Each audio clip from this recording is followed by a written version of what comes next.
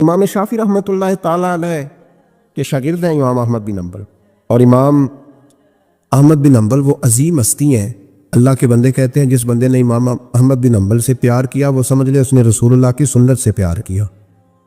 کیا بات تھی اس شخص کی! امام احمد بن حنبل ایک بڑی پروقار لیکن امام شافعی کے شاگرد تھے۔ امام احمد بن حنبل کی ایک ہی بیٹی تھی، وہ کہتی ہے میں نے اپنے ابا جی کو دو ہی کام کرتے دیکھا، سارا دن رسول اللہ کا دین پڑھاتے اور ساری رات مصلی پہ بیٹھ کے اللہ کی یاد میں اور نبی پاک کے درود و سلام میں مشغول رہتے۔ لیکن میں نے اپنے باپ کو ہمیشہ ایک کام کرتے دیکھا، دو مشغلے تھے، سارا دن دین پڑھانا، ساری رات عبادت اور حضور صلی اللہ علیہ وسلم پر درود و سلام میں گزارنا۔ ایک کام میں نے بڑا مستقل دیکھا کہ میرے ابا جی ہمیشہ اپنے استاد امام شافعی کے لیے دعا مانگا کرتے، کوئی بھی نیک عمل کرتے تو ہاتھ اٹھاتے تو پہلے امام شافعی کے لیے دعا مانگتے۔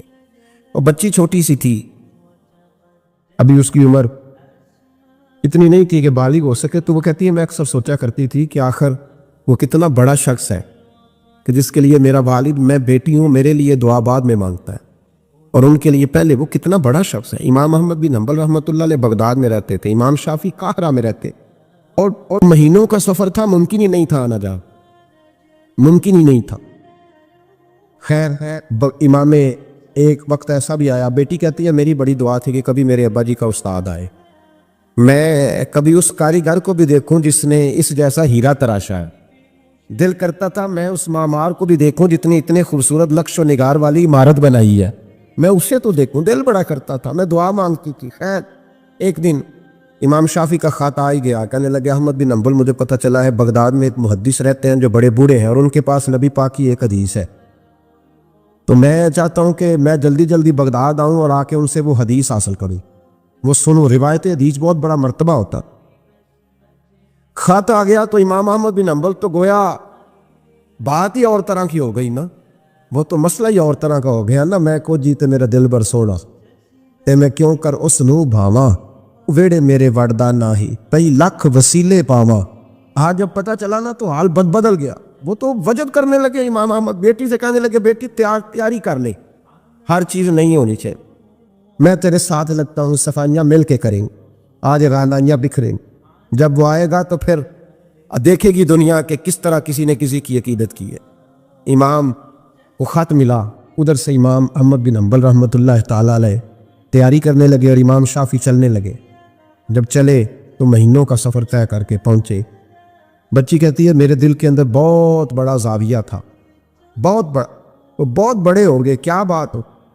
جب وہ تشریف لائے تو کہتی ہے میرے ابا جی جو تھے امام احمد بن حنبل رحمۃ اللہ علیہ وہ ایک چپاتی پوری نہیں کھایا کرتے تھے، آدھی روٹی ایک وقت میں ہوتی تھی اور زیادہ تر روزہ ہوتا تھا۔ فرماتی ہیں جب ان کے استاد آئے نا تو میں نے 8 روٹیاں پکا کے رکھی احتیاطاً، لیکن استاد صاحب ساری کھا گئے۔ میرا خیال تھا کہ وہ اگر آدھی کھاتے ہیں تو وہ آدھی سے آدھی کھاتے ہوگی، وہ ساری روٹی کھا گئے۔ فرماتے ہیں حد ہو گئی، میرے دل میں خیال تھا کہ میرے ابا جی ساری رات بیدار رہتے ہیں تو ان کے استاد مغرب سے ہی مصلی پہ بیٹھ جائیں گے، ان سے بھی زیادہ پرہیزگار ہوگا۔ لیکن میں نے عجیب منظر دیکھا کہ حضرت امام شافعی تشریف لائے، 8 روٹیاں کھائیں، عشاء کی نماز پڑھی اور لیٹ گئے۔ میرے ابا جی ساری رات نفل پڑھتے رہے، وہ ساری رات آرام کرتے رہے۔ میں نے تہجد کا پانی رکھ دیا تھا کہ سویرے اٹھیں گے امام شافعی تہجد میں تو وضو کریں گے، کہتے پانی بھی اسی طرح پڑا رہا، وہ کمبل میں رہے۔ فجر کا وقت ہوا تو امام احمد بن حنبل نے ان کے دروازے کے قریب ہو کے کہا حضرت جماعت کا وقت ہو گیا، کہتے بستر اتارا، وضو بھی نہیں کیا، مسجد چلے گئے، نماز پڑھ کے آ کے پھر لیٹ گئے۔ میرے ابا جی شراق چاش تک پھر مصلی پہ بیٹھے رہے۔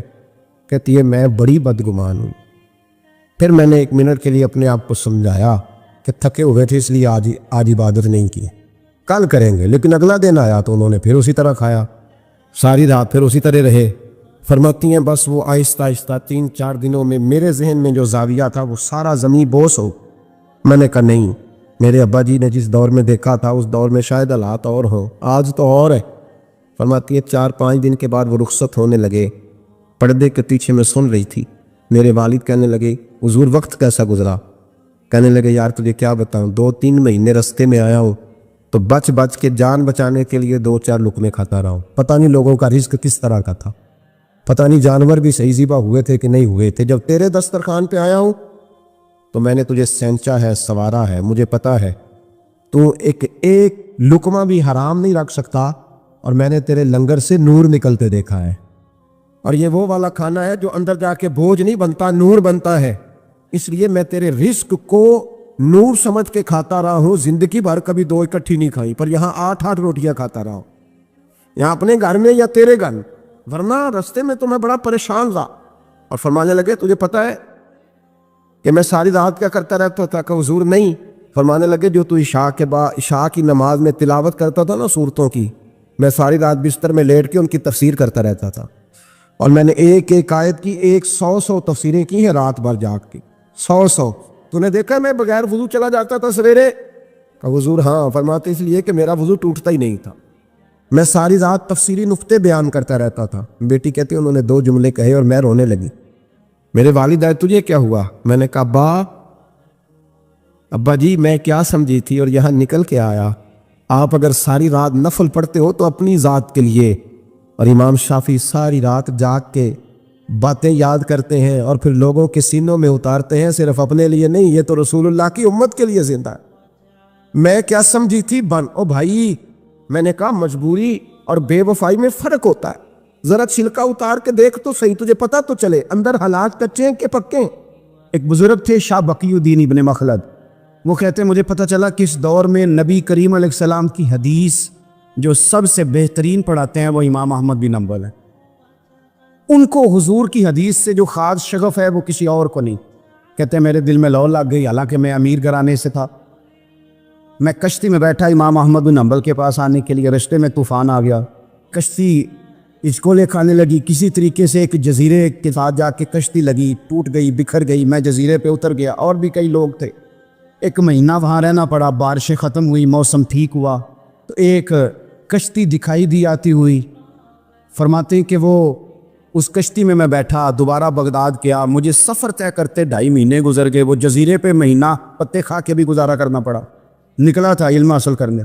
جب بغداد شریف پہنچا، لوگوں سے پوچھا امام احمد بن حنبل کا مدرسہ کہاں؟ انہوں نے کہا وہ مدرسہ تو بند ہو گیا، وقت کا بادشاہ مخالف ہو گیا، مسجد مدرسہ سیل کر دیا۔ امام صاحب کہاں ہیں؟ کہا گھر کے اندر قید ہیں، ان کے گھر کو سب جیل بنا دیا، چاروں جانب پولیس کھڑی ہے، اور ویسے بھی بغداد میں کرفیو ہے، ہر چوک چوراہے میں پولیس والے کھڑے ہیں۔ شاہ بقی الدین کہتے ہیں اتنا کچھ سننے کے باوجود بھی میرا جذبہ ٹھنڈا نہیں ہوا۔ وہ مہینے میں سفر کی صحبتیں، وہ سنا تھا کہ آستانہ یار دور ہے، پر ہم نے بھی ٹھان لی تھی کہ جانا، وہ سنا تھا کہ آستانہ یار دور ہے، پر ہم نے یہ ٹھان لی تھی کہ جانا ضرور ہے۔ کہتے پہنچ گئے، اب پتہ چلا کہ کرفیو ہے، سڑکوں پہ پولیس کھڑی ہے، گلیوں میں چوکوں چوراہوں میں پہرے ہیں، امام صاحب تک تو جا کوئی نہیں سکتا۔ کہتے میں نے ایک شخص کی منت کی، میں نے کہا کسی طریقے گاڑی بتا، کہنے لگا میں اشارہ بھی نہیں کر سکتا، سخت حالات ہیں، وہ کوئی طریقہ۔ میں نے جب زیادہ تڑپ کے کہا تو وہ شخص کہنے لگا میں ان کے گھر کے قریب تجھے لے جاؤں گا اور گزرتے وقت صرف آنکھ کا اشارہ کروں گا۔ کہتے میں نے کہا یہ بھی ٹھیک ہے۔ ان کے گھر کے تیری تلاش میں پھرے نا ہم جنگل پہاڑ اور دشت میں، ان کے دروازے کے قریب اس نے اشارہ کیا۔ شاہ بقی الدین کہتے ہیں کہ میں گھر دے کے آ گیا واپس۔ اب میں سوچنے لگا کہ کیسے امام صاحب تک پہنچنا ہے، بڑی تجویزیں سوچی، بڑی تجویزیں، کام والا بن جاؤں، پھیری لگانے لگ جاؤں۔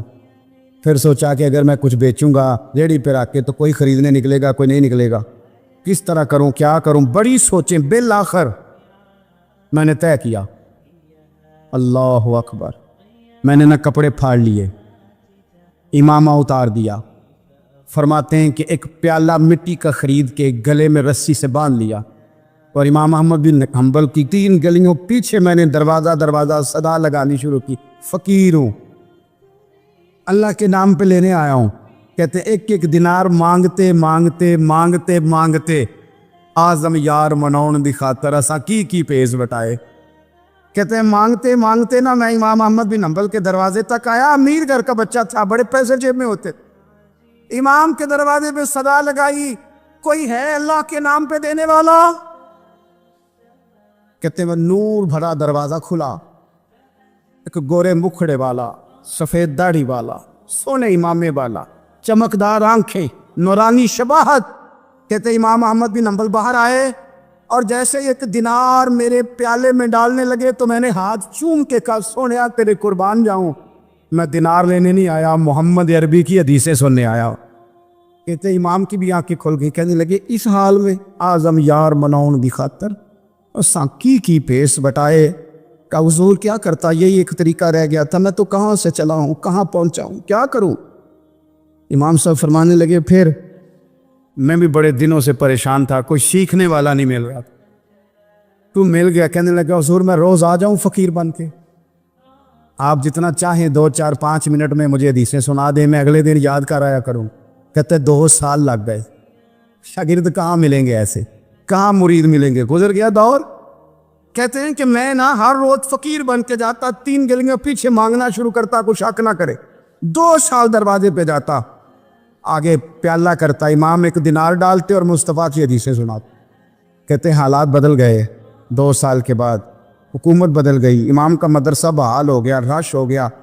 بادشاہ بڑا عقیدت مند تھا، جو نیا آیا اس نے بڑا کر کے ادارہ بنا کے دیا، جس دن میں گیا تو رش لگا ہوا تھا۔ کہتے حالات بدلے تو ہم نے بھی کپڑے بدلے، ہم نے بھی دوبارہ سے دستار باندھی، اور کہتے ہیں بڑے لوگ بیٹھے ہوئے تھے، میں جب داخل ہوا نا تو امام اٹھ کے کھڑے ہوئے، آپ فرمانے لگے پتر ادھر آ، تو آگے آ کے بیٹھ، لوگ دین سیکھنے آتے ہیں، تو فقیر بن کے مانگنے آیا تھا، اور میں بھی باقیوں کو پڑھایا کرتا تھا، تجھے میں دیا کرتا تھا، اور اب باقی پڑھا کریں گے، تجھے دیا جائے گا، اور تجھے سینے سے نکال کے دیا کروں گا۔ زمانے بدل گئے، حالات بدل گئے، وہ شخص چلا گیا، کون حکمران تھا کون نہیں تھا، لیکن استاد شاگرد کے ادب کی داستان قیامت تک باقی رہے۔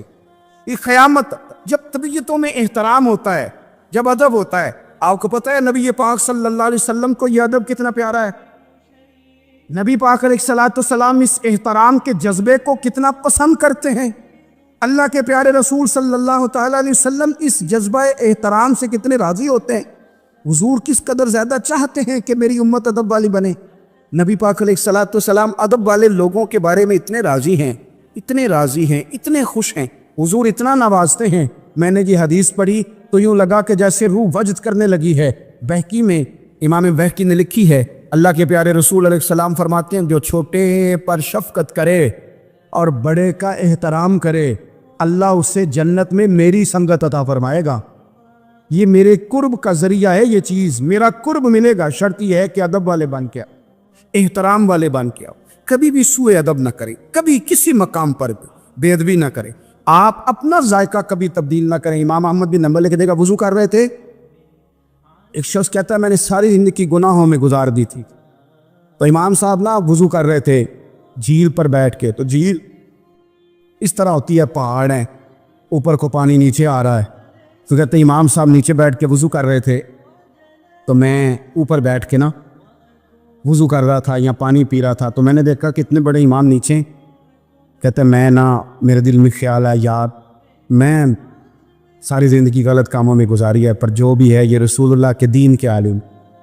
کہتے ہیں وہ حضور کے دین کی عزت کرنے کے لیے میں اوپر سے اٹھا آ کے نا، تو میں تھوڑا پیچھے جا کے نیچے بیٹھ گیا، جو میری حاجت تھی، پانی پینا تھا یا منہ دھونا تھا، میں وہ کرنے لگا۔ کہتے ہیں امام صاحب نے بھی یوں نظر میری طرف دیکھی، پتہ نہیں انہوں نے کیا دعا دی کہ رب نے مجھے توبہ کی توفیق عطا فرما۔ میں اللہ کے فضل سے اللہ نے میرا دل موڑ دیا، اور میں رب کریم کی بارگاہ کی جانب میری توجہ ہو گئی، خدا نے مجھے اس ادب کی برکت سے اپنی بارگاہ کی طرف اللہ تبارک و تعالیٰ نے مجھے موڑ لیا۔ بے ادبی تو بندے کو کفر تک لے جاتی ہے، بے ادبی تو کفر تک لے جاتی ہے۔ اگر بندہ بے ادب ہوتا ہوتا اللہ رسول کی بے ادبی تک پہنچ جائے تو دور نکل گیا، لیکن یہاں باقاعدہ بے ادبی کو پروموٹ کیا جا رہا ہے۔ کبھی بھی بے ادب نہ بنے، ادب والے رہیں، ادب والے بن کے جئیں، ادب والے بن کے دنیا سے جائیں۔ وہ درویش نے کہا تھا کہ بے ادباں مقصود نہ حاصل، نہ درگاہ ٹوئی، 5 ادب دے محمد بخشا، توڑ نہیں چڑھیا کوئی۔ بادب لوگ جو ہوتے ہیں وہ دوسروں کو عزت دے دیتے ہیں اور اپنی اخلاق کو بلند کر لیتے ہیں۔ جب آپ کسی کا احترام کر رہے ہوتے ہیں تو آپ اسی کو نہیں کچھ دے رہے ہوتے، آپ اپنی عظمت کا بھی اظہار کر رہے ہوتے ہیں۔ کسی کو عزت دیتے وقت آپ کے اخلاق کا بھی پتہ چل رہا ہوتا ہے۔ اخلاقی قدریں مضبوط ہوتی ہے احترام کرنے سے۔ مذہب اسلام اتنا سونا ہے، اتنا پیارا ہے، یہ دین اتنا ٹھنڈا اور اتنا میٹھا ہے کہ دھرتی کے سارے حسن سمیٹ کر اگر ایک لفظ بنایا جائے تو وہ دین اسلام بنتا ہے۔ یہ دین اتنی خوبصورتیاں بانٹتا ہے، اگر دین اسلام کی مختلف تشریحات کرتے کرتے یہ کہہ دیا جائے نا کہ یہ دین ادب والا دین ہے، احترام والا دین ہے، توقیر والا دین ہے، ہر شخص کو مناسب عزت، یعنی نبی پاک علیہ السلام نے استاد کی عزت بیان کی، باپ کی عزت بیان کی، بوڑھے کی عزت بیان کی، امام کی عزت بیان کی، عالم کی عزت بیان کی۔ کچھ بھی نہیں تھا، بالکل ان پڑھ تھا، سادہ تھا، پر مزدوری کر رہا تھا، حلال کما رہا تھا، ہاتھوں پہ چھالے تھے، قربان جائیں۔ میرے محبوب نے فرمایا یہ جو حلال کما رہا ہے نا یہ بھی اللہ کا دوست ہے، اس کا بھی احترام بیان کر دیا، اس کا اکرام بھی بیان کر دیا۔ تو نے ہر شخص کی قسمت میں یہ عزت لکھی اور آخری خطبے کی صورت میں وصیت لکھی۔ نبی کریم صلی اللہ علیہ وسلم نے لوگوں کو احترام دیا، اللہ کے محبوب علیہ الصلوۃ والسلام۔ آپ دیکھیے حضور نے اس عورت کی بھی فضیلت بیان کی جس کے گھر کے اندر اولاد پیدا ہوتی ہے، اور اس کی بھی فضیلت بیان کی کہ جس گھر کے اندر اولاد پیدا ہوتی ہے پر جلدی چلی جاتی ہے، انتقال ہو جاتا ہے کسی بچے کا خدا نخواستہ، اس کی بھی فضیلت بیان کی، جس کا خاوند موجود ہے اور وہ خاوند کی خدمت کرتی ہے، اور اس بیوی کی بھی فضیلت بیان کی جس کا خاوند انتقال کر گیا پر وہ اپنے بچوں کی پرورش کرتی ہے۔ حضور فرماتے ہیں سب سے پہلے جنت میں مجھے وہ عورت نظر آئے گی۔ تو ہر شخص کے لیے حضور نے احترام بیان کیا، اکرام بیان کیا۔ ہم نے چونکہ بدگمانیاں پیدا کرنی شروع کر لیے تو معاشرے کے اندر بسنے والے لوگوں کے بارے میں ہمارے دلوں میں مختلف وسوسے آ جاتے ہیں، مختلف وسوسے، کسی بھی شعبے کے کسی بھی آدمی کے بارے میں کوئی 2 4 5 باتیں اپنے ذہن میں اکٹھی کر کے یا کانوں میں کسی نے وہ بات ڈال دی تو ہم ذہن بنا لیتے ہیں کہ یہ گاڑیاں چلانے والے تو بندے ٹھیک ہی نہیں ہوتے، یہ جناب پولیس کے محکمے کے لوگ تو درست ہوتے ہی نہیں، فلانے محکمے کے لوگ تو ہوتے ہی خراب ہے، ذہن بن جاتا ہے۔ پھر آہستہ آہستہ ادب انسان کے دل سے رخصت ہوتا ہے۔ ہمیں دین نے ادب سکھایا، احترام سکھایا۔ میرے رسول کریم علیہ الصلوۃ والسلام کی وہ ذات بابرکات ہے، ہمیشہ یہ ہوتا تھا کہ چھوٹے بڑوں کا ادب سکھاتے تھے، پر یہ واحد دربار مصطفیٰ ہے کہ جس کے آداب خود رب کریم نے بیان فرمائے۔ فرمایا یا ایھا الذین آمنوا لا ترفعوا اصواتکم فوق صوت النبی۔ آپ کبھی آیت کے انداز پر غور کرے، کہا اے ایمان والو تمہاری آوازیں میرے نبی کریم علیہ السلام کی آواز سے اونچی نہیں ہونی چاہیے۔ بندے کی آواز کا کوئی والیوم ہوتا ہے کہ اب 3 پہ آواز ہے، ٹیپ ریکارڈر کا تو والیوم ہوتا ہے نا کہ 1 پہ ہے، 2 پہ ہے، 6 پہ ہے، تو آواز کا والیوم ہوتا ہے کہ یہ کتنے پہ ہے۔ آواز تولی جا سکتی ہے کہ میری آواز کا وزن اس وقت 1.5 پاؤ ہے، آدھا کلو ہے، 5 چٹانک ہے، کوئی ہوتا ہے وزن؟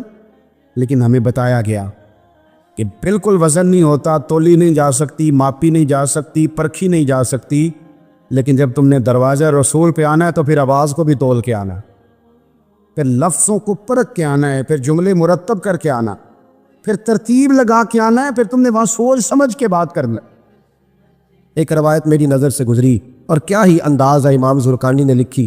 ایک صحابی ہیں حضرت ابو قرصافہ رضی اللہ تعالیٰ عنہ، حضرت ابو قرصافہ رضی اللہ تعالیٰ عنہ فرماتے ہیں میں چھوٹا تھا، میری اماں اور میری خالہ مجھے ساتھ لے گئیں، میں نے کہا کہاں جانا ہے؟ کہنے لگے آؤ نبی پاک کا کلمہ پڑھنے جانا ہے۔ پڑھیے درود شریف صلی اللہ، سارے پڑھیے، پھر پڑھیے ایک دفعہ صلی اللہ تعالیٰ علیہ، حضور کا ذکر ہو تو فوراً درود پڑھنا چاہیے۔ نبی کریم علیہ السلام کی بارگاہ میں نا میری خالہ اور میری اماں دونوں مجھے ساتھ لے گئیں کلمہ پڑھنے۔ کہتے ہیں جب ہم حضور کی بارگاہ میں پہنچے، کلمہ پڑھا، واپس آئے تو میری اماں اور میری خالہ آپس میں بات کرنے لگیں۔ میری خالہ کہنے لگی تو نے دیکھا ہے ان کا بولنا کتنا مزیدار تھا؟ میری خالہ کہنے لگی تو نے تو وہ دیکھا ہے، لیکن وہ جو غلام آیا تھا اس کے ساتھ ان کا رویہ کتنا پیارا تھا، تو نے دیکھا جب وہ کھانا کھا رہے تھے تو پہلا خیال انہوں نے ہمارا کیا۔ بار بار وہ ان کا ذکر کرتی، کہتے آپس میں حضور کی شانیں بیان کرتی، میری اماں بھی میری خالہ بھی۔ بالآخر بات لمبی ہو گئی تو میری اماں بولی، کہنے لگی بس کر، ہم کتنی عظمتیں بیان کریں گے، مجھے تو 3 باتیں سمجھ میں آئی ہیں۔ کتنی؟ 3 باتیں مجھے سمجھ میں آئی ہیں۔ کہا وہ کیا؟ تو کہنے لگی ما رأینا مثل ھذا الرجل احسن وجھا ولا القى ثوبا ولا البنا کلاما. کہنے لگی مجھے تو 3 باتیں سمجھ میں آئی ہیں کہ نہ اتنا خوبصورت چہرے والا کوئی شخص دیکھا ہے، اور نہ اتنے صاف کپڑوں والا کو دیکھا ہے، اور نہ ہی اتنی میٹھی بولی بولنے والا کوئی دیکھا ہے. تینوں باتوں کی کمال ہے، ظاہری حسن بھی کمال، کپڑوں کی صفائی بھی کمال، اور رسول پاک کا بولنا بھی کمال، لب و لہجے میں مٹھاس بھی خوبصورتی والی. یہ اصل حسن ہے کہ ظاہراً بھی انسان بڑا منزہ ہو، باطناً بھی بڑا صاف ستھرا ہو. میرے رسول پاک علیہ الصلوۃ والسلام کا طریقہ مبارکہ پتہ کیا تھا؟ حضور صلی اللہ تعالیٰ علیہ وآلہ وسلم جب مسجد میں نماز پڑھ لیتے تو حضرت جعفہ رضی اللہ تعالیٰ عنہ فرماتے، بخاری کی حدیث ہے، فرماتے میں مدینہ شریف میں آیا تو حضور نماز پڑھ لیتے تو صحابہ نبی پاک کے پاس آتے اور حضور کا دست مبارک پکڑ کے پہلے چومتے پھر چہروں پہ ملتے، پہلے چومتے پھر چہروں پر. نبی پاک کے صحابہ حضور کے قدم بھی چوما کرتے، قدموں میں جھکا کرتے تھے. یہ تو بھائی اس وقت پتہ چلتا ہے جب کسی سے پیار ہو جاتا ہے، جب کسی بندے سے. میں اکثر مثال دیا کرتا ہوں اکثر کہ کسی کا بچہ پیشاب کرے تو کہہ آتی ہے، الٹی آتی ہے، لیکن اپنا بچہ بالوں میں بھی کر دیتا ہے، پھر کوئی کہہ نہیں آتی چونکہ اپنا ہے نا، پیار ہو گیا ہے نا. اب وہ کیفیت جب کسی سے محبت ہو جاتی ہے نا تو کچھ چیزیں صرف سمجھنے کی نہیں، کچھ چیزیں ایسی ہوتی ہیں جو محسوس کرنے والی ہوتی. اس نے کہا تھا عشق ایک ڈھونگ ہے، میں نے کہا تجھے عشق ہو خدا کرے، پھر کوئی تجھے اس سے جدا کرے، تو اسے تسبیحوں پہ پڑھا کرے، تو اسی کا نام جپا کرے، تو گلی گلی پھرا کرے، پھر میں کہوں کہ عشق ایک ڈھونگ ہے اور تو نہیں کہا کرے. پھر میں کہوں کہ عشق ایک ڈھونگ ہے اور تو، اس نے کہا تھا عشق ایک ڈھونگ ہے تو میں نے کہا تجھے عشق ہو خدا کرے. بھائی یاد رکھو جب انسان کو محبت ہوتی ہے تو پھر اس کے انداز بدل جاتے ہیں، اس کے طور طریقے تبدیل ہو جاتے ہیں. وہ میں اکثر ایک بات کہا کرتا ہوں، میں کہتا ہوں بچہ باہر سے برگر کھا کے آ جاتا ہے رات کو، اماں کہتی بیٹے روٹی کھا لو، کہنا تو سب کو بھی پکائی میں نہیں کھانی، حالانکہ برگر کھا آیا ہے، دور سے کھا آیا ہے. تو اماں اس کو کہتی ہے پھر میں سویاں نہ بنا دوں تھوڑی سی اپنے بیٹے کو، فٹافٹ چاول نہ تجھے ابال دوں، ساتھ میں باریک دال بنا دیتی. کہتا نہیں میری مرضی کا پکاتے نہیں، میں نے نہیں کھانا. ایسے اب ابا جو ہے نا، ابا وہ اماں کو سمجھا رہا، کہتا چھڈ پر، آپ بھوک لگے گی تھی آپ ہی کھا لے گا، تو نہ ایڈی ٹینشن لے ایویں پہ تینوں ستاندا ہے. اماں کیا کہتی ہے؟ کہتی نہیں مجھے نیند نہیں آ رہی، یہ کھائے گا تو سکون آئے گا. اب اس کو آپ لاکھوں دلیلیں دیں کہ سیاںا بیان ہے، بچہ نہیں ہے، 22 سال کا ہے، 24 سال کا، چھوڑ تو کیا کر رہی ہے. لیکن اماں کو کوئی سمجھا سکتا؟ کیوں نہیں سمجھا سکتا کہ اسے اپنے بیٹے سے پیار بڑھا. وہ کیا کرے، وہ مجبور ہے، اس کے دل کی کیفیت اس طرح کی ہے کہ کوئی دنیا کی طاقت اسے سمجھا سکتی، سوال ہی نہیں پیدا ہوتا کوئی اسے سمجھا سکے. یہ ممکن کیسے ہو، کیسے سکتا ہے؟ یہ محبت ہے. میرے رسول پاک علیہ السلام کے صحابی حضرت جعفہ فرماتے میں حضور کی بارگاہ میں آیا تو صحابہ کیا کرتے؟ نبی پاک کا دست مبارک پکڑتے، پہلے چومتے پھر چہرے پہ ملتے. بخاری ہے. فرماتے میں نے کہا یہ کیا کر رہے ہیں؟ پھر اچانک میرا بھی دل کیا ذرا کر کے تو دیکھو، کچھ چیزیں چکھنے پہ پتہ لگتا ہے کتنی مزیدار ہے. کہتے میں بھی قریب گیا، حضور کے دست مبارک میں نے ہاتھ ڈالا. فرماتے ہاتھ پکڑا ہی تھا کہ نبی پاک کا ہاتھ برف سے بھی زیادہ ٹھنڈا. فرماتے ہیں پھر میں نے پکڑ کے چہرے پہ ملا تو کستوری سے زیادہ خوشبو آ رہی تھی دست مبارک. فرماتے ہیں اب میرا چھوڑنے کو دل ہی نہیں کر رہا تھا، اب میری طبیعت نہیں مان رہی تھی. میرے نبی کریم علیہ السلام اللہ کی دلیل ہیں، ہر پاکیزگی، ہر حسن، ہر کیف اللہ نے اپنے رسول کو عطا فرمایا. دنیا کی جتنی غلاظتیں تھیں جب کوئی حضور کے قریب جاتا تھا تو ساری غلاظتیں دور ہو جاتی. کما ارسلنا فیکم رسولا منکم یتلو علیکم آیاتنا ویزکیکم.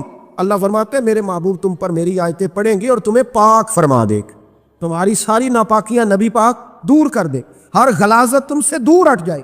ایک صحابی ہیں حضرت شیبہ بن عثمان رضی اللہ تعالیٰ عنہ، وہ کہتے ہیں میرے والد کو اور میرے چچا کو مسلمانوں نے احد میں قتل کر دیا تھا. میرے دل میں بڑا غصہ تھا، بڑا جلال تھا کہ کبھی مجھے موقع ملے تو میں بدلہ لوں گا. کہتے فتح مکہ کے بعد نبی پاک علیہ السلام حوازن کی جنگ کے لیے نکلے. مجھے پتا چلا حضور جا رہے ہیں تو میرے اندر شعلے بھڑک رہے تھے انتقام کے. روز میں منصوبہ بندی کرتا، پلاننگ کرتا کہ کسی طریقے سے میں ان تک پہنچوں گا اور بدلہ لوں گا. کہتے ہیں نبی کریم علیہ السلام نہ حوازن کے لیے پہنچ چکے تھے. فرماتے ہیں میں بھی جنگ میں جا کے شریک ہو گیا اور میں نے طریقہ اس طرح کا اختیار کیا کہ کسی طریقے میں حضور تک پہنچ جاؤں. سمجھ آ رہی ہے میری بات کی؟ نبی کریم علیہ السلام تک کسی طریقے پہنچ جاؤں. فرماتے ہیں لڑتے لڑتے، لڑائی کے 2 طریقے ہوتے تھے. کبھی تو ایسے ہوتا تھا کہ ایک دو آدمی مل کے آپس میں لڑتے تھے، پھر گمسان کا رن پڑتا تھا، گھمبیر ہو جاتی تھی جنگ، سمجھ نہیں آتی تھی تیر کہاں سے آیا، نیزہ کہاں سے آیا. فرماتے جب گمسان کا رن پڑا نا، مجھے موقع مل گیا، میں حضور کے قریب پہنچ گیا۔ حضرت شہبہ بن عثمان رضی اللہ تعالیٰ عنہ کہتے جب میں پہنچ گیا تو میں نے نا دیکھا کہ اب حضور کے قریب قریب لوگ نہیں ہیں۔ فرماتے میں نے نا فوراً تلوار اٹھائی، تلوار اٹھا کے میں حضور کو معاذ اللہ شہید کرنے ہی لگا تھا، ایک نور چمکا حضور کے سامنے۔ پڑھیے درود صلی اللہ علیہ وسلم، کہتے ایک نور چمکا، اتنی تیزی تھی اس نور میں کہ میری آنکھیں بند ہو گئی، میرے ہاتھ سے تلوار گر گئی، آنکھیں چندھا گئی میری۔ فرماتے تلوار میرے ہاتھ سے چھوٹ گئی۔ اب جب وہ روشنی مدم ہوئی نا تو میں نے دیکھا نبی پاک سامنے کھڑے مسکرا رہے ہیں۔ میں نے کر دی، آپ نے سن لی، ذرا دیکھو تو صحیح، جو تلوار لہرائے اسے دیکھ کے بھی کبھی کو مسکرایا ہے، جس نے تلوار ہی لہرا دی، جو شہید کرنے ہی لگا تھا، پہنچ گیا تھا۔ لیکن یہ اخلاق میرے رسول پاک کا ہے صلی اللہ اعلیٰ حضرت فاضل بریلوی کا ایک شعر میں نے پڑھا، کئی کچھ چیزیں ایسی ہوتی ہیں جو بس نا وہ آتی تو سامنے ہیں لیکن وہ اتنا لطف دے جاتی ہیں کہ ٹھنڈا ہو جاتا ہے مزاج۔ رات کو میں شعر پڑھ رہا تھا اعلیٰ حضرت کا فاضل بریلوی رحمت، اور میں نے شعر پڑھا تو مجھے اچھا لگا سنانا۔ ایک دوست کو میں نے فون کیا، میں نے کہا یار ذرا شعر تو سن لے، یہ پہلی دفعہ نظر سے گزرا ہے، ابھی سیدھا سادہ لیکن روح تک اتر گیا۔ اعلیٰ حضرت فرمانے لگے نبی پاک کے بارے میں، فرمانے لگے سیدھی سیدھی روش پر کروڑوں درود، سیدھی سیدھی روش پر، بالکل سیدھی ہے حضور کی باتیں، کسی پیچیدگی کی ضرورت نہیں۔ کہنے لگے سیدھی سیدھی روش پر کروڑوں درود، سادی سادی طبیعت پہ لاکھوں سلام، سادی سادی طبیعت پہ سیدھی سیدھی روش پر کروڑوں درود اور سادی سادی طبیعت پہ لاکھوں سلام۔ میرے نبی کریم صلی اللہ علیہ وسلم مجھے دیکھ کے مسکرائے، اور فرمایا جب حضور مسکرائے نا تو میں نبی کریم علیہ الصلوۃ والسلام کو دیکھ کے حیران ہوا کہ میں نے تلوار تانی تھی اور حضور نے مسکرانا شروع کیا۔ فرماتے اب حضور نے مجھے بلایا، آواز کے ساتھ نہیں بلایا، حضور نے اشارہ کیا یوں کر کے، فرمایا ادھر آؤ نا۔ فرماتے مجھے اب یہ بھی سمجھ نہیں آئی کہ کس نے مجھے اٹھا کے حضور کے قریب کر دیا۔ فرماتے میں نبی کریم کے قریب گیا تو حضور نے میرے دل پر 3 تھپکیاں دی، ایک تھپڑ ہوتا ہے ایک تھپکی ہوتی، پتہ ہے نا فرق کا، ایک تھپڑ کو مارے تو جلال آتا ہے اور تھپکی دے تو پیار آتا ہے۔ کہتے حضور نے 3 تھپکیاں دی اور دی بھی میرے دل پر، ایک پھر 2 پھر 3۔ کہتے پہلی تھپکی دی تو میرے اندر سے کفر نکل گئی، دوسری تھپکی دی تو میرے اندر ایمان داخل ہو گیا، اور تیسری تھپکی جب نبی پاک علیہ السلام نے دی تو مجھے ہر چیز سے بڑھ کر رسول اللہ سے پیار ہو گیا، محبت ہو گئی نبی کریم سے۔ آپ فرماتے اب حضور نے نا فوراً میرے ہاتھ میں تلوار تھمائی، فرمایا پہلے تو ہمارے خلاف لڑ رہا تھا، تلوار پکڑ، اب ہماری طرف سے لڑ، تلوار پکڑ اور لڑ۔ آپ فرماتے میں اتنا لڑا کہ جو حضور کا دشمن سامنے آتا میں گلا کاٹ دیتا، جو آتا میں اس کے ٹکڑے کر دیتا۔ فرماتے ہیں پہلے میں باپ کا بدلہ لینے آیا تھا اور اب میرا یہ حال ہے کہ اگر میرا باپ بھی سامنے آئے گا تو میں اس کا بھی گلا کاٹ دوں گا، لیکن حضور کے قریب کسی کو جانے نہیں دوں گا۔ حضرت شہبہ بن عثمان کہتے ہیں جنگ ختم ہو گئی، حضور خیمے میں گئے، میں بھی گیا، اب نبی پاک لوگوں سے باتیں کر رہے ہیں، حضور لوگوں سے باتیں کر رہے ہیں، میں ایک کونے میں بیٹھا سوچ رہا ہوں کہ میں تو بدلہ لینے آیا تھا، یہ میرے ساتھ ہوا کیا؟ حضور لوگوں سے باتیں کرتے جا رہے ہیں، میں سوچتا جا رہا ہوں کہ میں تو انتقام لینے آیا، یہ کیا معاملہ ہوا؟ کہتے محبوب نے اچانک میری طرف نظر اٹھائی اور فرمانے لگے شہبہ ایک ارادہ تو نے کیا تھا جو غلط تھا، اور ایک ارادہ میرے رب نے کیا ہے اور تیرے اوپر فضل فرما دیا ہے۔ فرماتے حضور نے اب مجھ سے فرمایا کوئی خواہش ہو تو بتاؤ، مانگ لو کچھ مانگنا ہے تو۔ میں نے عرض کی یا رسول اللہ میری بخشش کی دعا کر، بڑا میرا خوفناک ماضی ہے، میں اسلام کا بڑا دشمن رہا ہوں، حضور دعا کر دے، یاد ماضی عذاب ہے یا رب، چھین لے مجھ سے حافظہ میرا، یا رسول اللہ بڑے گناہ ہیں میرے، دعا کر دے۔ کہتے میں نے دعا کے لیے کہا اور حضور پھر دوسرے لوگوں سے باتیں کرنے لگ گئے، کبھی اس سے کبھی اس سے کبھی اس سے۔ میں سوچنے لگا کہ میری بات کا کوئی جواب ہی نہیں آیا۔ جب تو 3 بار میں نے سوچا تو میرے کریم نے پھر توجہ میری جانب کی اور فرمایا تو نے بخشش کی دعا کا کہا تھا، میں نے سن لیا ہے، رب کریم نے تیری بخشش فرما دی ہے، اللہ نے تجھے بخش دیا ہے، تیری خطائیں رب کریم نے معاف کر دی۔ نبی پاک کے دست مبارک کی برکت، رسول پاک ایک صحابی تھے حضرت فرقد ان کا نام تھا رضی اللہ تعالی۔ پہلے نا میں جب گفتگو کیا کرتا تھا نا تو میں صحابہ کا نام نہیں لیتا تھا، میں کہتا تھا ایک صحابی فرماتے ہیں، کیونکہ صحابہ کے نام مشکل تھے، لوگوں کو یاد نہیں رہتے۔ ایک دن میرے دل میں خیال آیا کہ نام لیں گے نہیں تو انہیں آئیں گے کیسے، چلو خود کسی کو یاد ہو جائے گا۔ مجھے اچھا لگا، پچھلی دفعہ میں نے حضرت صحصہ بن ناجیہ کا نام لیا تو مجھ سے میرے دوستوں نے کہا ذرا لکھ کے دے کیا نام تھا، مجھے خوشی ہوئی کہ یار اگر یہ لفظ کہے جائیں گے تو لوگوں کو دلچسپی ہوگی۔ حضرت فرقد ایک صحابی تھے، اور یہ وہ صحابی ہیں جنہوں نے حضرت عمر کے زمانے میں موصل کا علاقہ فتح کیا تھا، بڑے دلیر تھے، ان کی 4 بیویاں تھیں۔ وہ کہتے ہیں جب بھی یہ گھر میں آتے تو خوشبو اتنی اعلیٰ لگا کے آتے کہ ہم حیران ہو جاتی۔ عورتیں زیادہ تیاری کرتی ہیں نا مردوں سے کہ نہیں؟ کہ آج کل مرد زیادہ کرتے ہیں۔ چلو میں انداز چھوڑو، میں اپنی اصلاح کرنا، تسی دوواں گلاں تے انجن کیتا ہے، اب پتہ نہیں سچ کیا ہے، کون زیادہ تیاری کرتا ہے؟ چلو بیٹھے جو مرد نے، ویسے میرے پاس جو اخباری تراشے ہیں ان میں یہ لکھا ہے کہ آج کل مردوں کے میک اپ پہ زیادہ خرچ آنے لگے، یہ تحقیقی رپورٹ ہے۔ اور پاکستان میں سب سے زیادہ جو اخراجات ہیں وہ میک اپ کے سامان کے ہیں۔ پہلے لڑکیاں بیوٹی پارلر جاتی تھی، اب لڑکے بھی جاتے ہیں۔ پہلے صرف دلہن جاتی تھی، اب سارا خاندان جاتا۔ اللہ تعالیٰ معاف کرے۔ اس کے باوجود بڑی غربت ہے ملک میں، پریشانی بھی بڑی ہے، اس کے علاوہ ہمیں غریبوں کا درد ہے، اس کے باوجود ہم لوگوں کی مدد کرنا چاہتے ہیں۔ پتہ نہیں کیا ترجمہ کیا ہم نے غریب پروری کا، کیا معنی بنایا، اللہ ہی بہتر جانتا ہے کہ وہ چیزیں جن کی بالکل حاجت نہیں، بالکل ضرورت، ان پر لاکھوں لٹا کے کہتے ہیں وہ دیکھو بیچارے کو روٹی نہیں مل رہی۔ تو بھائی آپ مہربانی کرتے، خالی کندھی کر لیتے، باقی پیسے غریب کو دے دیتے۔ لیکن چلے معیار ہے نا ہمارا، اپنا معیار ہے، اس پر میں جاتا نہیں، بات نہیں کرتا۔ نبی کریم علیہ السلام کے صحابی، ان کی ازواج کہتی ہیں کہ اب عورتیں زیادہ تیاری کیا کرتی تھی، لیکن وہ جب گھر آتے نا تو اتنی خوشبو لگاتے، کہتی ہم چاروں مل کے کوشش کرنے لگی، ڈھونڈنے لگی کہ وہ خوشبو کا پتہ کریں جو یہ لگاتا ہے۔ ہم نے بازار سارے تلاش کر لی۔ عرب کے اندر آج بھی خوشبو کا بڑا شوق ہے اور بڑی مہنگی خوشبو ملتی ہے، کبھی آپ بازار جائیں، کہتی ہیں ساری خوشبوئیں لگا لی، تھک گئی۔ ایک دن چاروں سوتنے مل کے بیٹھی، کہنے لگی ہم نہیں اس کا مقابلہ کر سکتے، آج پوچھ لے کہاں سے خوشبو لگاتا ہے، پوچھ ہی لیتے ہیں، چلو بات ہی ختم ہو جائے، پوچھ لے۔ یہ ہم جتنی مرضی اعلیٰ لگائیں، جب یہ آ جاتا ہے نا، کچھ لوگ میرے محفل ہوتے ہیں، جہاں آ جاتے ہیں وہاں چھا جاتے، تو یہ جب آتے ہیں تو چھا ہی جاتے ہیں۔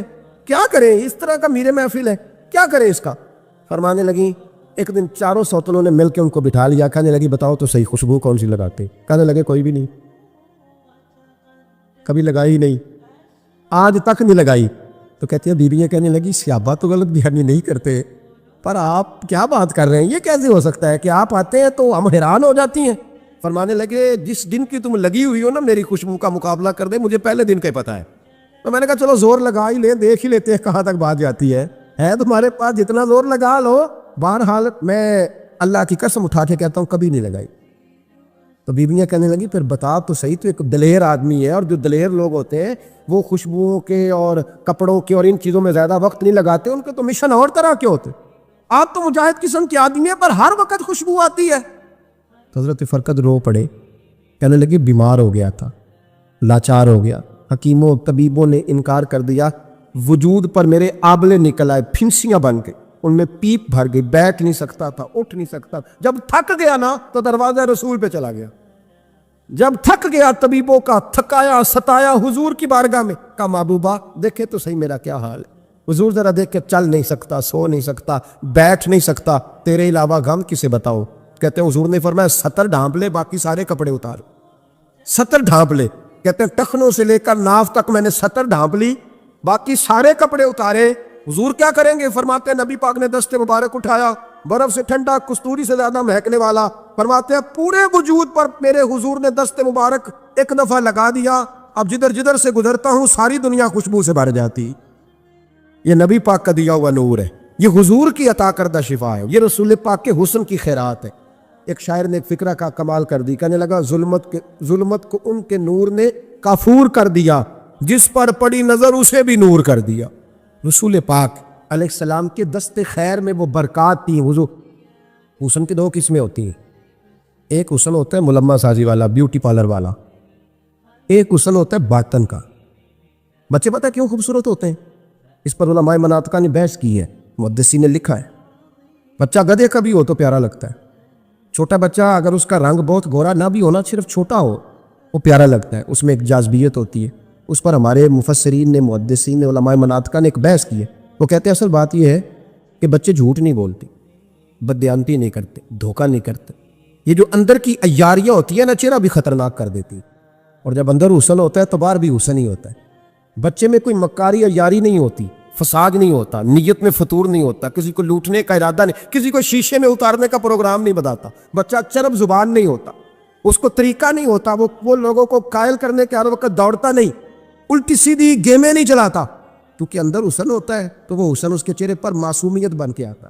سمجھ آ رہی ہے میری بات کی؟ اس کی دلیل میرے رسول پاک علیہ السلام نے بخاری میں فرمایا اللہ کا ولی وہ ہے جس کا چہرہ دیکھو تو اللہ یاد آ جائے. اب یہاں یہ نہیں فرمایا گورا چٹا ہو, خوبصورت ہو, بس اس کے چہرے میں معصومیت ہوتی, وہ سچا ہوتا ہے, وہ کھرا ہوتا, اس کا حسن چہرے پہ آتا ہے. میرے رسول کریم علیہ السلام کا جو حسن تھا نا, وہ اندر کی صداقت کی روشنی تھی, وہ اندر کے کیف کا نور تھا جو حضور کے چہرے پر عیا ہوتا تھا. اس لیے نبی پاک کا چہرہ جو تھا وہ آنکھیں چدھیاتا نہیں تھا, بلکہ آنکھوں کو اچھا لگتا تھا. شاہ عبد الرحیم صاحب محدث دہلوی شاہ ولی اللہ صاحب کے والد ہیں, اور ہمارے بر صغیر پاک و ہند میں جتنے بھی مسالک ہیں یہ سارے شاہ ولی اللہ صاحب کے شاگرد بنتے. وہ کہتے ہیں میرے ابا جی نے خواب دیکھا اور خواب میں انہیں رسول اللہ کا دیدار نصیب ہوا. اور نبی کریم علیہ السلام کی بارگاہ میں شاہ ولی اللہ صاحب کے ابا جی کہنے لگے حضور ایک بات بڑی اڑ گئی ہے میرے دل میں, بڑی, تو کتابوں سے جواب نہیں ملا, آج رب کریم نے موقع دیا ہے اس سوال کا جواب. تو کہ عبد الرحیم پوچھو کہ یا رسول اللہ حضرت یوسف کا حسن دیکھ کے لوگوں نے انگلیاں کاٹ لی, پر آپ کو تکنے والے تکتے ہی رہے, کوئی بھی ہوش نہیں ہوا, کسی نے انگلی نہیں کاٹی. تو کہتے محبوب نے فرمایا عبد الرحیم رب کریم نے اپنی غیرت کے ساتھ میرے حسن پر 70,000 پردے ڈالے, یہی بہتر ہے کہ پردوں میں وہ پردہ پوش رہے, وہ اگر پردے اٹھا دے تو کسے ہوش رہے. فرمایا 70,000 پردوں میں چھپا ہوا حسن ہے, ورنہ کسی کی طاقت تھی کوئی بات کر سکتا, جرأت تھی کسی شخص کی. میرے حبیب پاک سید عالم حضرت عبداللہ ابن سلام رضی اللہ تعالیٰ عنہ اہل یہود کے بڑے عالم تھے. فرماتے میں تورات زبور انجیل کا جاننے والا تھا. جس دن حضور مدینہ طیبہ آئے, کسوا نامی اونٹنی پر بیٹھے تھے, میں حضور سے مناظرہ کرنے بحث کرنے آیا. میرے ساتھ میرے شاگرد تھے, ارادہ تھا بحث کروں گا, نبی پاک کو بڑے معاذ اللہ کڑوے کڑوے سوال کروں گا. کہتے حضور بیٹھے تھے کسوا نامی اونٹنی پہ اور گردن مبارک جھکی ہوئی, ہونٹوں پر حضور کے زیر لب ہلکی سی مسکراہٹ تھی. نبی پاک تھوڑا بولتے تھے پر جتنا بولتے تھے وہ دلوں میں اترتا جاتا تھا. فرماتے میں جب گیا نا, میرے شاگرد ساتھ تھے, مناظرہ کرنے گیا, مناظرہ شاگرد ساتھ تھے. فرماتے میں بڑے سوالات تیار کر کے گیا, پر حضور گھوڑے پہ بیٹھے تھے. 2 باتیں میں نے سنی. حضور نے فرمایا رشتہ داروں سے اچھا سلوک کرو, اپنے غلاموں کا خیال کرو. کہتے وہ شاگرد مجھے دھکے دینے لگے, کہنے لگے چلو استاد جی آگے ہو, کرو سوال, چلو نا آگے بڑھو نا آگے. یہ کئی دفعہ نعرے لگانے والے بھی مروا دیتے ہیں نا, چلو نا چلو آگے چلو, بڑھو آگے, کرو بات, آؤ نا. کہتے میں ذرا آگے بڑھا, دھکا دیا انہوں نے. فرماتے میں آگے بڑھا اور میں نے قریب محبوب کے قریب جا کے کہا حضور مجھے کلمہ پڑھا دے, میں مسلمان ہونے آیا ہوں. یعنی عام آدمی تو قائل ہو جاتا ہے عالم اور تورات زبور انجیل کا جاننے والا, حضور کلمہ پڑھائیں. کہتے میں واپس آیا نا کلمہ پڑھ کے, تو شاگرد کہنے لگے استاد جی آپ تو مناظرہ کرنے آئے تھے, یہ کیا ہوا؟ تو یہ لفظ ہے حضرت عبداللہ ابن سلام کے. فرمانے لگے تم نے نبی پاک کا چہرہ نہیں دیکھا, ان کی آنکھوں کی روشنی نہیں دیکھی, تم نے چہرے کی معصومیت نہیں دیکھی, لب و لہجے کا وقار نہیں دیکھا. کتنے دنوں کے تھکے ماندے آج وہ مدینے پہنچے, پر ان کے لب و لہجے میں کوئی اکتاہٹ, کوئی تھکاوٹ, کوئی لفظوں میں جھول تم نے دیکھا ہے؟ فرمانے لگے جس کا اس طرح کا چہرہ ہوتا ہے وہ جھوٹا نہیں سچا ہوا کرتا ہے. میرے نبی پاک علیہ الصلوۃ والسلام کے غلام حضرت طارق بن عبداللہ رضی اللہ تعالیٰ عنہ فرماتے ہیں کلمہ پڑھنے سے پہلے ایک دفعہ ہمارا سارا قبیلہ تجارت کے لیے نکلا تھا, اور اس وقت منظر یہ ہوتا تھا کہ ہم اپنی عورتوں کو بھی ساتھ لے جاتے تھے. 6 مہینے سفر کرنا ہوتا تھا, اونٹ گھوڑے ہم بیچا کرتے تھے, عورتیں بھی ساتھ رہتی, کھاتے بھی پکاتے بھی. کہتے ایک سفر سے ہم واپس آ رہے تھے تو مدینے کے باہر صحرا میں ہم نے پڑاؤ کیا, اکیلے رسول پاک صلی اللہ, پھر ایک دفعہ پڑھیے گا, ایک دفعہ پھر کہیے گا صلی اللہ تعالی علیہ وسلم. کہتے نبی پاک تنے تنہا اکیلے. حضور نہ سیر کرتے کرتے کرتے کرتے ہمارے قافلے کے پاس سے گزرے, خیمے لگے تھے, پڑاؤ کیا, محبوب تشریف لے آئے. کہتے حضور سید عالم صلی اللہ تعالی وسلم تشریف لائے. کوئی قبیلے میں سے قافلے میں سے حضور کو جانتا نہیں تھا. ایک سرخ رنگ کا اونٹ تھا ہمارے سردار کا جو بکنے سے رہ گیا تھا, بڑا خوبصورت. کہتے نبی پاک کو پسند آ گیا. حضور پوچھنے لگے تم کون ہو؟ کہا جی مسافر ہے. کہاں سے آئے ہو؟ فلاں جگہ سے آئے ہیں. کس لیے آئے ہو؟ ہم تجارت کی غرض سے نکلے. اونٹ بیچو گے؟ بیچنا ہے. کتنے کا سودا طے ہوا؟ اس نے کہا اتنے لینے, حضور نے کہا اتنے دینے. اب بات طے ہو گئی. کہتے ہیں لگام حضور نے پکڑی اور فرمانے لگے وہ سامنے میرا شہر ہے جس کا نام مدینہ, وہ میرا شہر ہے. میں ابھی مدینے جاتا ہوں, اپنے غلام کو بیچتا ہوں اور تمہیں آ کے نہ قیمت دے جاتا ہے. محبوب گھوڑے کی لگام تھا, اونٹ کی لگام تھا, میں نکیل تھا, میں اونٹ تھا سرخ رنگ کا. حضور لے کے جب نکلے نا تھوڑا سا چند قدم آگے گئے تو ان میں سے ایک شخص بولا، کہنے لگا سردار اب سیانے لوگ ہیں، سمجھدار ہیں، اس شخص کا نام پوچھا آپ نے، قبیلہ پوچھا ہے، ایڈریس کا پتہ ہے کہاں رہتا ہے، اتنا قیمتی اونٹ دے دیا۔ اور سردار بھی کہنے لگا، سارے کہنے لگے یار ان کی باتوں میں اتنی لذت تھی، ان کے گفتار و رفتار اتنی بھاوکار تھی، مزیدار تھی کہ ہوش ہی کوئی نہیں رہا۔ بھئی ہم پرانے تاجر ہیں، کبھی اس طرح کا سودا کیا ہی نہیں جس طرح کا آج ہو گیا۔ اوہو واقعی کچھ نہیں یاد رہا، کوئی سمجھ نہیں آئی۔ وہ ابھی نظر آ رہے ایک آدمی، دوڑ کے جاؤ، دوڑ کے اور جا کر کے نا ان سے کہو، بڑی جائز بات ہے، وہ ناراض بھی نہیں ہوں گے، ان سے ایک شخص کہو کہ بھئی اونٹ لے جاؤ، پیسے لے آنا اور اپنا مال لے جانا، دوڑ کے جاؤ۔ ایک شخص دوڑنے لگا تو سردار کی بیوی خیمے کے اندر تھی، پردے کے پیچھے سے بولی، کہنے لگی خبردار کوئی پیچھے نہ جائے، اگر پیسے مل گئے تو ٹھیک ہے، نہ ملے تو میں دے دوں گی، کوئی پیچھے نہ، کوئی نہ جائے پیچھے۔ سردار کہنے لگا تو جانتی ہے؟ کہنے لگی نہیں۔ کہا گارنٹی کیوں دے رہی ہے؟ تو کہنے لگی تم نے ان کا چہرہ نہیں دیکھا، تم تو سودے کر رہے تھے، میں پردے کے پیچھے سے دیکھ رہی تھی۔ پیر مہر علی شاہ صاحب کو کسی نے کہا تھا نبی پاک کا حلیہ بیان کرے، بتائے حضور کے کان مبارک کیسے تھے، آنکھیں کیسی تھی، ناک مبارک کیسی تھی، بینی مبارک کیسی تھی۔